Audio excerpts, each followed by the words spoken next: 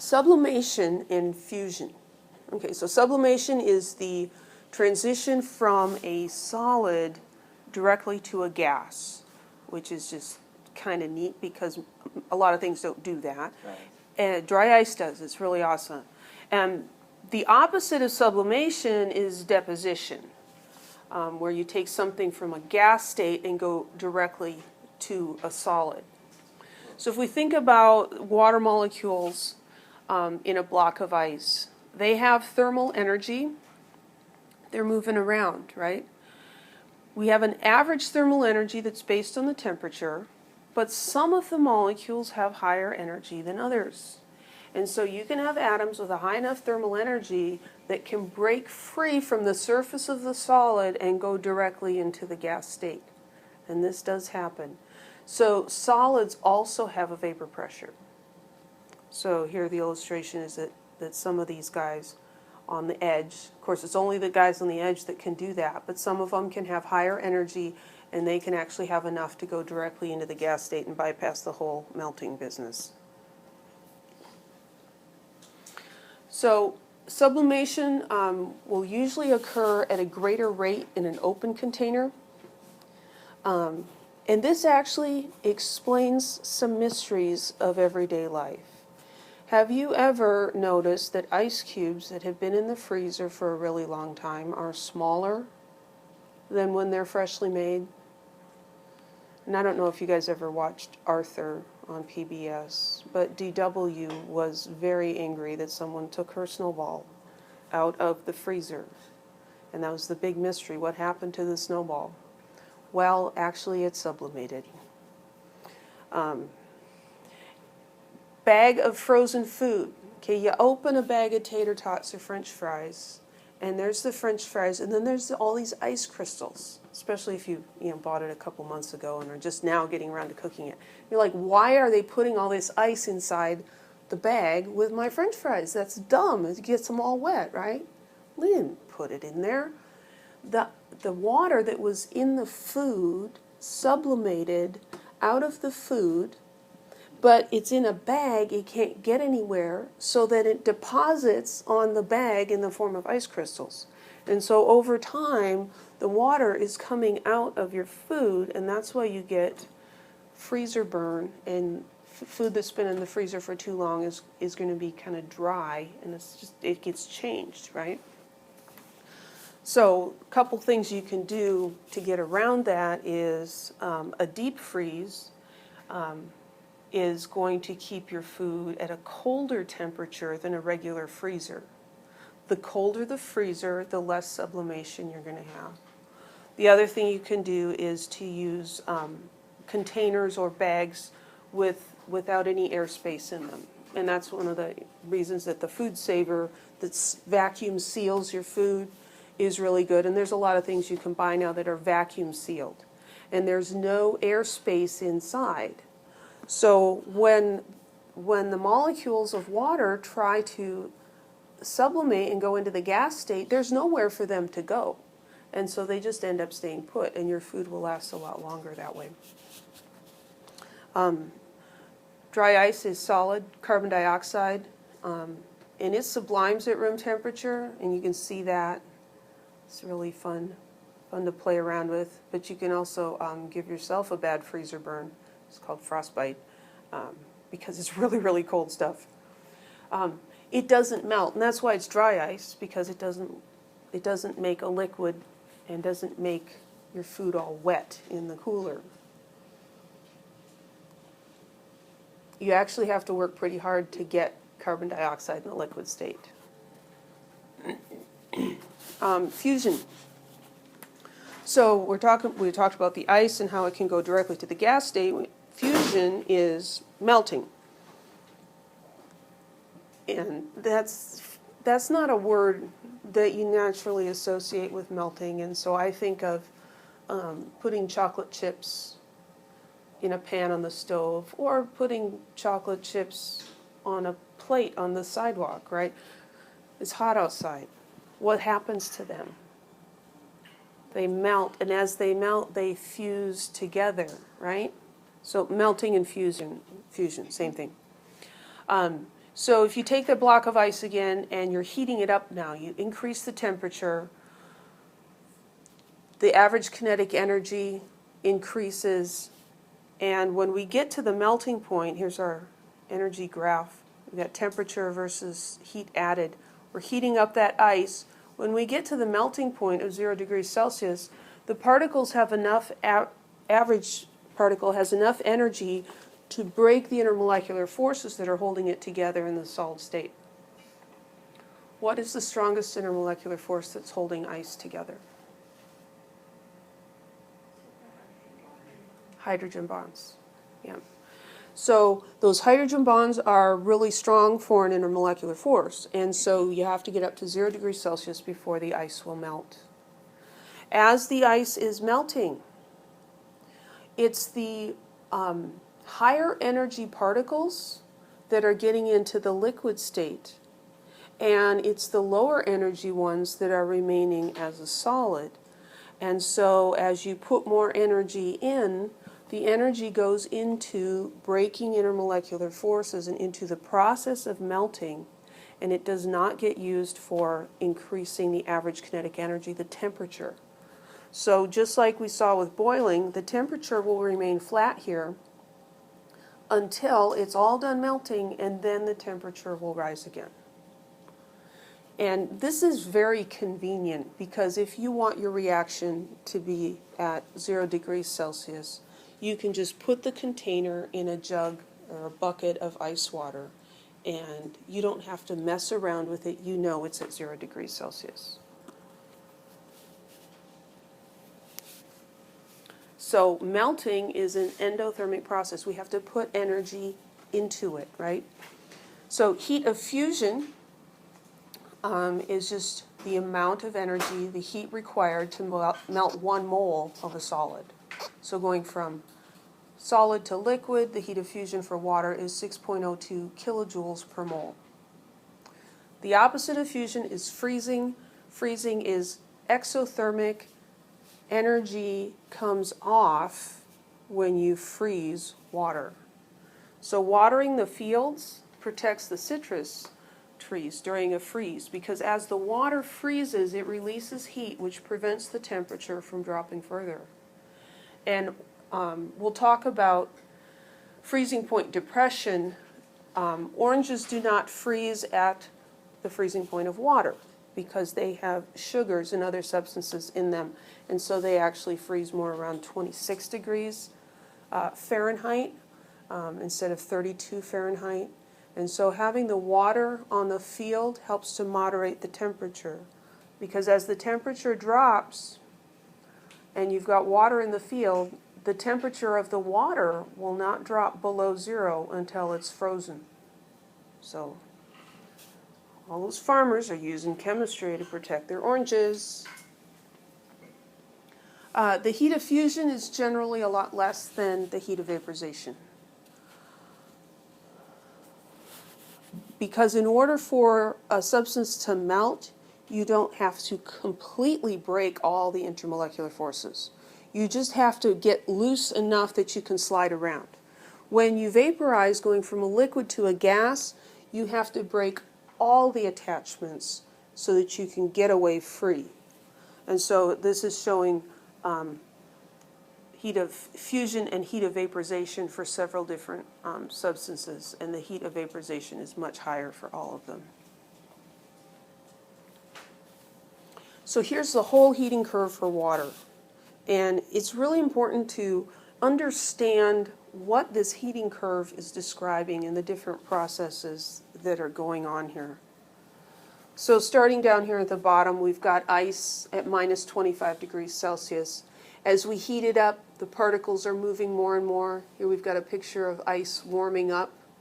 And it warms at 0.941 kilojoules per mole. So it's going to warm up. Once it gets to the melting point, then the particles have enough energy that they're starting to slide around, and that requires 6.02 kilojoules per mole. Once all of that is melted, then the temperature will rise, and we've got liquid water warming. That's 7.52 kilojoules per mole. It's going to continue to warm up until it gets to the boiling point, at which point it will begin to vaporize. So then we've got liquid water vaporizing to steam, and that requires a lot more energy, 40.7 kilojoules per mole. That's why steam can burn you so badly, is it's just got a tremendous amount of energy in it. And then once all the water has been converted into steam, then the temperature of the steam can increase above 100 degrees Celsius. And that is a much lower, it's only 0.904 kilojoules per mole. So it's still steam, but... It's still steam, but it's getting hotter. So the flat spots, the horizontal lines, represent a transition between two states. And the angled lines 1, 3, and 5 represent a single physical state with the temperature increasing.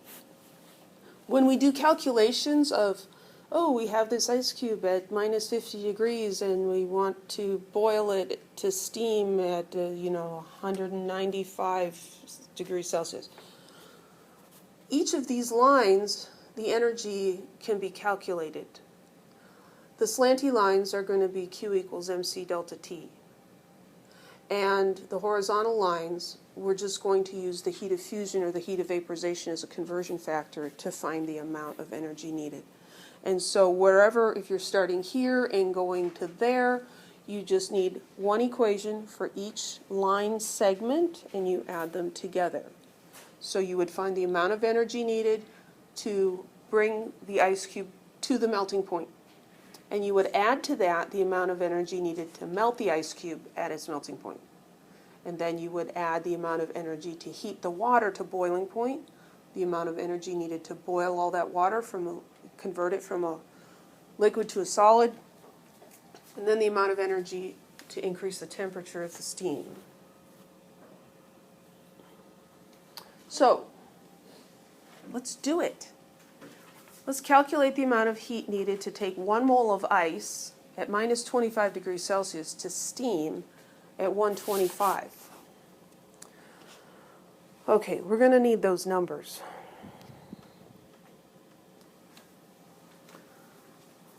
In the future, I need to write these down. 0.941, 0.602,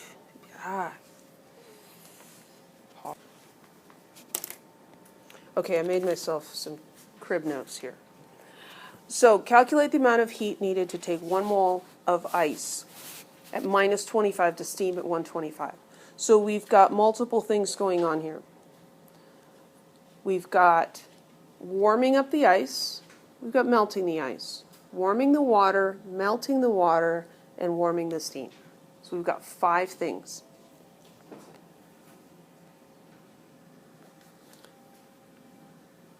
So first, let's find Q for warming the ice from minus 25 to what? 0. To 0.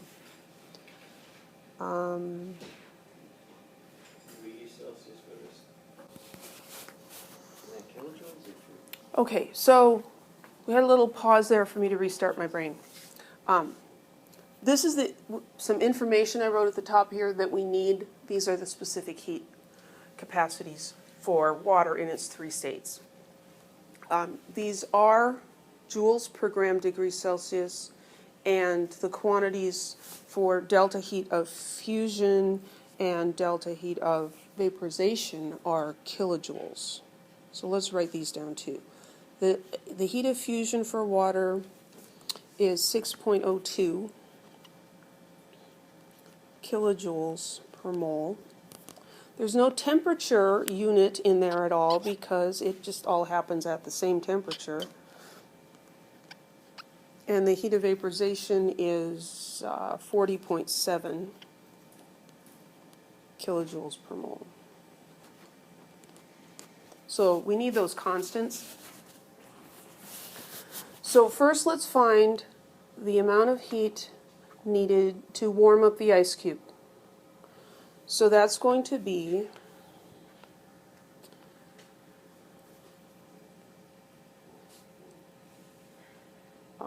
sorry.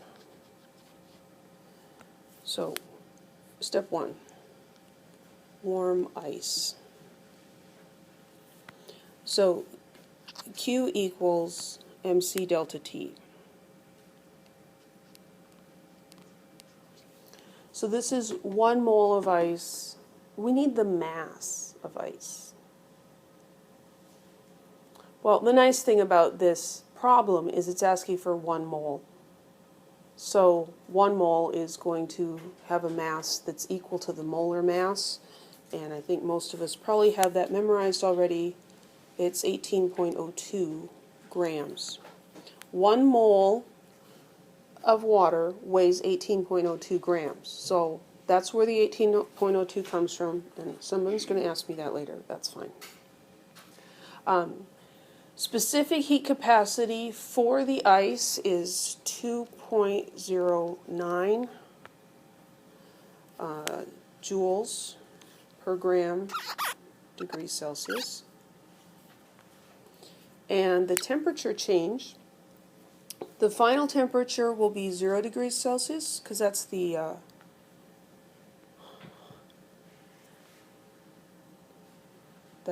melting point.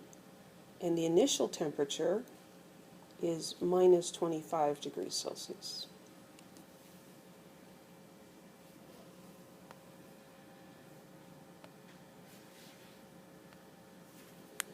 So Q for warming up the ice is going to be 18.02 times 2.09 times 25. 941.545. And let's just not round until we get all the way to the end.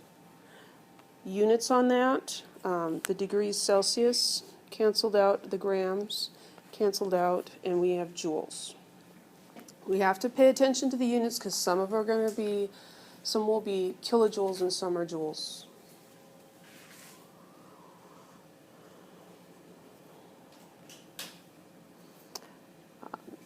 So step 2 is melting the ice. I'm sorry, I don't know what my kids did. This one part of my iPad squeaks with the stylus. So here Q will equal the number of moles, 1 mole, times the heat of fusion, which is 6.02 kilojoules per mole. So that's 6.02 kilojoules.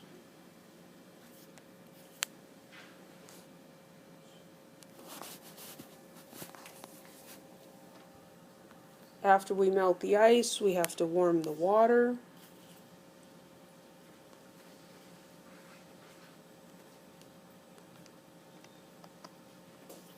That is going to be Q equals mc delta T.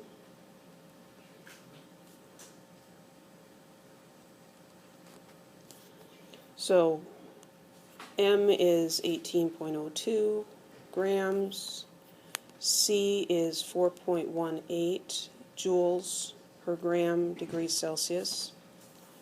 And now we've got a temperature change. 100 degrees Celsius is the final temperature.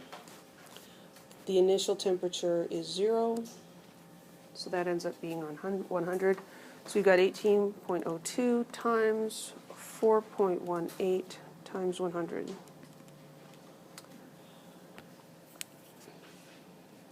7,532.36 joules.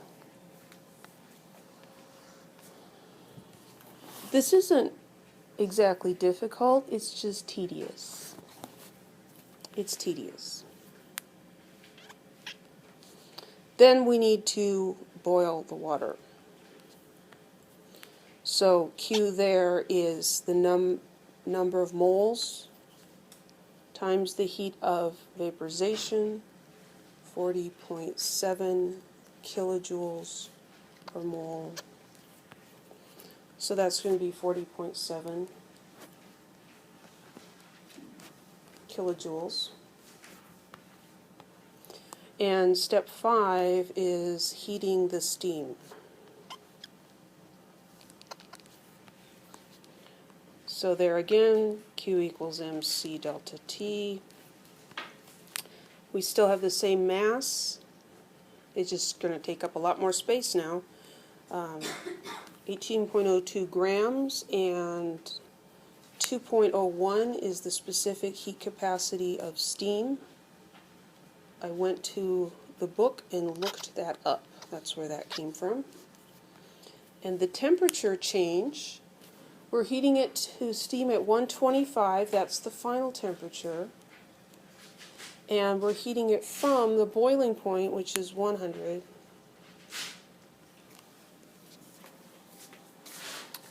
(18.02 times 2.01 times 25). So this is 905.505 joules. Now what we need to do is add these guys up. So we've got that one, and this one, and this one, and this one, and that one. Be careful with the kilojoules. 941.545 plus 6.02 times 10 to the third plus 75,323,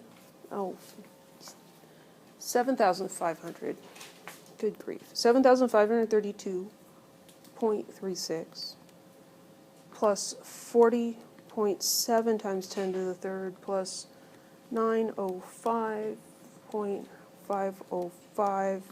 Hope I did that right.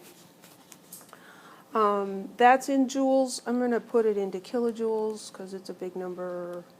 And I come up with 56.1 kilojoules.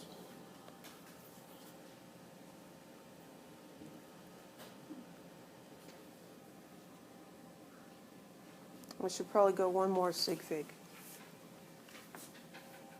That would end up 56.10 kilojoules.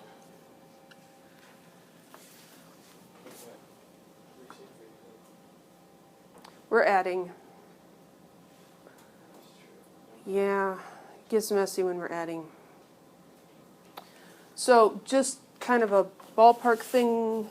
Oh, you know what? I was right the first time. This number here has 1 decimal place. Yeah, darn it. Sometimes your gut instinct is right, then other times it isn't. So when we're in kilojoules, this is 2 decimal places, this is 1 decimal place. These are going to be lots of decimal places in kilojoules, so those are not going to limit anything. So it's this guy that's going to limit us to 1 decimal place. No, it limits us to 1 decimal place, so 56.1. Well, if we're adding like 40.7 kilojoules is, there's no 40. So any questions about that one? The hardest thing about it is just remembering what to do. You're just going to have, you have a different equation for each segment of that line, for heating of a certain state or for conversion between states. And sometimes you could, 5 is the most you're going to have. It could be 2, it could be 3. Just have to look at the problem.